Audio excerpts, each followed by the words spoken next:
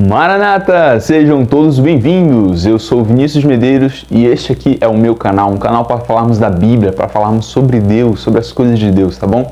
Então já deixa o seu like e se inscreve no canal, muito importante que você se inscreva, tá bom? E compartilha esse vídeo com seus amigos, com seus familiares, para que todo mundo acompanhe o nosso canal regularmente, ok? No vídeo de hoje vamos falar sobre o selo de Deus. Você já ouviu falar sobre ele? Você sabe o que é o selo de Deus? Com certeza você já ouviu falar sobre a marca da besta, que seu número é 666 e toda a mitologia por trás disso, tá bom? Encontramos esses relatos na Bíblia, lá no livro de Apocalipse. Mas você sabia que Deus também tem um selo, que ele também tem uma marca que é usada para selar os seus servos? Você sabia disso? Então pegue a sua Bíblia e vamos estudar lá no livro de Apocalipse, no capítulo 7, a partir do verso 2 e o 3 também.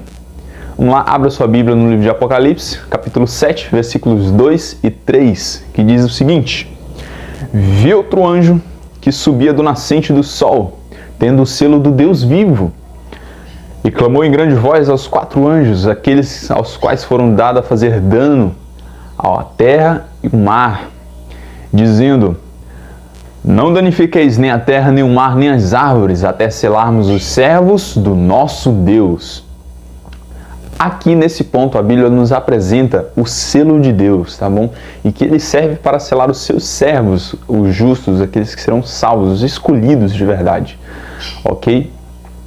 E que selo é esse? O que eu faço, né? O que eu tenho que cumprir? Quais são os requisitos para se conseguir esse selo, para se encaixar nesse grupo de pessoas?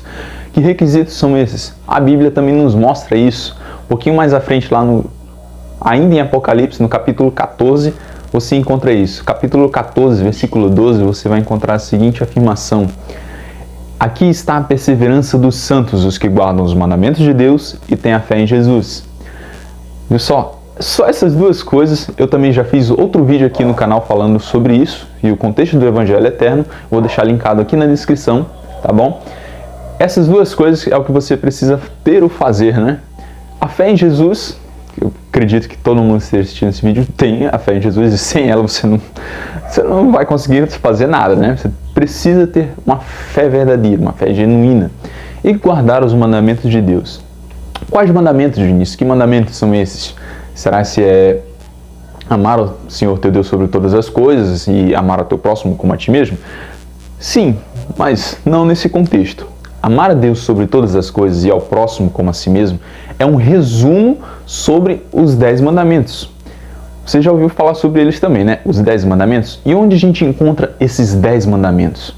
A gente encontra lá no livro de Êxodo, lá no comecinho da Bíblia.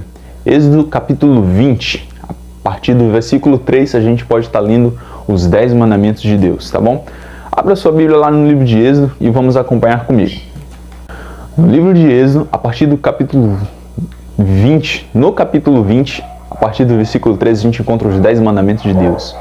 Mas antes da gente ver quais são esses mandamentos, precisamos entender o que é um selo, tá bom? Se você pesquisar aí no Google, rapidinho, o que é um selo, você vai encontrar a seguinte descrição: grande cunho sobre o qual são gravados em côncavo a figura, a assinatura, as armas ou a marca simbólica de um estado, de um rei, de uma entidade, entre outras coisas, e que se aplica sobre atos ou objetos a fim de autenticá-los, de fechá-los inviolavelmente ou marcá-los em uma propriedade, pode ser uma chancela ou sinete, tá bom? Isso é um selo.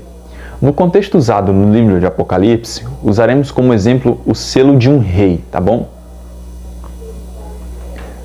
E o que o selo de um rei tem? O que o selo de rei contém? Ele contém o nome, o cargo e o território onde aquele selo é vigente, o território onde aquele selo é aceito, tá bom? O nome do rei, o cargo que ele exerce e o território onde o selo dele, onde a sua autoridade é aceita, até onde a sua autoridade vai. Dito isso, podemos então procurar nos 10 mandamentos se eles se encaixam nesses 3 requisitos: ter o nome, o cargo e o território. Vamos ler agora, a partir do versículo 3 de Êxodo 20. Diz assim: Não terás outros deuses diante de mim. primeiro mandamento. Aqui não temos o nome, nem o cargo, nem o território, onde vai o selo de Deus. Então não é esse. Não farás para ti imagem de escultura, nem semelhança alguma do que há em cima nos céus ou embaixo na terra, nem nas águas debaixo da terra.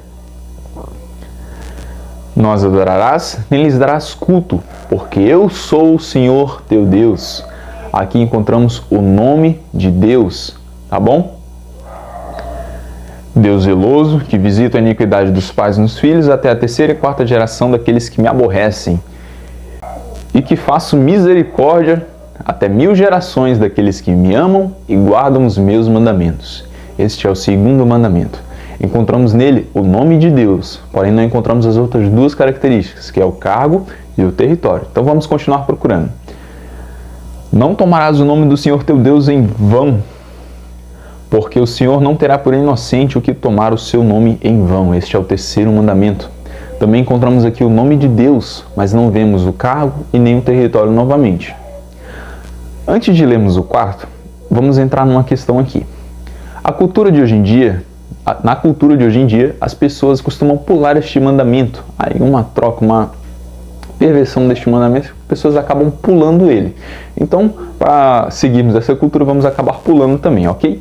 Vamos lá para o quinto mandamento, a partir do verso 12, desculpa. Honra teu pai e a tua mãe, para que se prolongue os teus dias na terra que o Senhor teu Deus te dá. Aqui encontramos duas características, o nome de Deus e o território, na terra que ele te dá, tá bom? Então, o território vigente desse selo, segundo o quinto mandamento, é a terra que Deus te dá, ok?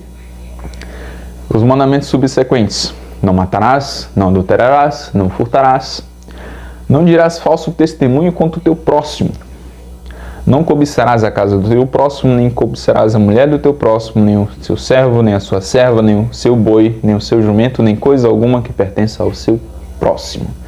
Fim daqui os 10 mandamentos. Tá bom? E esses últimos 5 a gente viu que não tem nenhuma das 3 características necessárias de um selo de um rei. Ok? Que é o contexto usado. Agora entra a questão. Será que o quinto mandamento, que é onde a gente encontrou o nome e o território de Deus, é o selo de Deus? A gente encontrou 2 características, será que é? Eu acho que precisa ter mais alguma coisa aí. Se você também acha isso, pega a sua Bíblia e vamos lá no livro de Tiago, no capítulo 2, versículo 10, tá bom? Abra sua Bíblia lá em Tiago 2, verso 10. Tiago 2,10 diz o seguinte: pois qualquer que guarda toda a lei, mas tropeça em um só ponto, se torna culpado de todos. Eita, é meio complicado isso, né? Já pensou você pecar em um ponto e você se torna culpado de todos? Como é que funciona isso? Deixa eu te explicar. A sociedade de hoje, ela cria diversas leis. Então, várias pessoas criam leis diferentes. Então, ou grupos diferentes de pessoas acabam criando diversas leis. Então, se você comete algum crime, você se torna culpado daquele crime e não de outro crime, é só daquele que você cometeu. A lei de Deus ela é diferente. Se você peca contra algum dos mandamentos, você se torna culpado de todos. Por que isso acontece? A Bíblia também explica isso, a partir do verso 11. Porquanto aquele que disse não adulterarás, também ordenou não matarás. Ora, se não adulteras, porém matas, vens a ser transgressor da lei.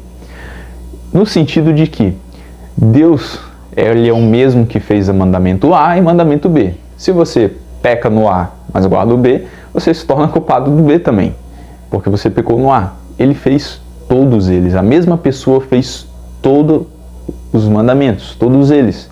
Então você, diante de Deus, se você pecar no mais simples, você se torna culpado do mais cruel, perverso, diz assim. Um exemplo é, se você guarda toda a lei, mas se você peca em tomar o nome do Senhor teu Deus em vão, você é tão culpado quanto o pior dos assassinos, porque o mesmo mandamento diz, não tomarás o nome do Senhor teu Deus em vão, também diz, não matarás.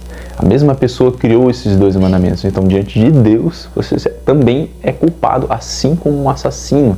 Seu grau de culpa está no mesmo patamar. Então, meus queridos, é muito grave. E agora que eu percebi, a gente pulou um mandamento. Então, para a gente não ser culpado de todos eles, vamos ver o quarto mandamento que a gente havia pulado, né? Êxodo 20, versículos 8 até o 11. Vamos ver lá o que diz. Lembra-te do dia de sábado para o santificar. 6 dias trabalharás e farás toda a tua obra, mas o 7º dia é sábado do Senhor teu Deus. Encontramos aqui a primeira característica, que é o nome de Deus. Já está no rumo. Não farás nenhum trabalho, nem tu, nem teu filho, nem a tua filha, nem o teu servo, nem a tua serva, nem o teu animal, nem o forasteiro das tuas portas para dentro. Porque em 6 dias fez o Senhor o céu, a terra e o mar, e tudo quanto neles há. E ao 7º dia descansou. Por isso o Senhor abençoou o 7º dia e o santificou. Tá bom? Encontramos agora as outras duas características. E onde é que elas estão? Estão lá no versículo 11. Tá bom? Porque em 6 dias fez. Entendemos que se uma pessoa fez alguma coisa, ela criou alguma coisa. Então, o cargo de Deus é criador. Essa é a função que ele exerce. No começo parecia um pouco óbvio, né? Assim como o rei, que o cargo de Deus é Deus, ser Deus. Mas não, Deus ele tem um trabalho, ele tem uma função a qual ele exerce. Essa função é criador. Este é o cargo de Deus. E encontramos isso no 4º mandamento. Também encontramos nele o território, que ele fez o céu, a terra, o mar e as fontes das águas e tudo o que neles há. Então, meus queridos, o território de Deus, onde vale o seu selo, é no céu. Se você tiver de avião, o selo de Deus vale lá também.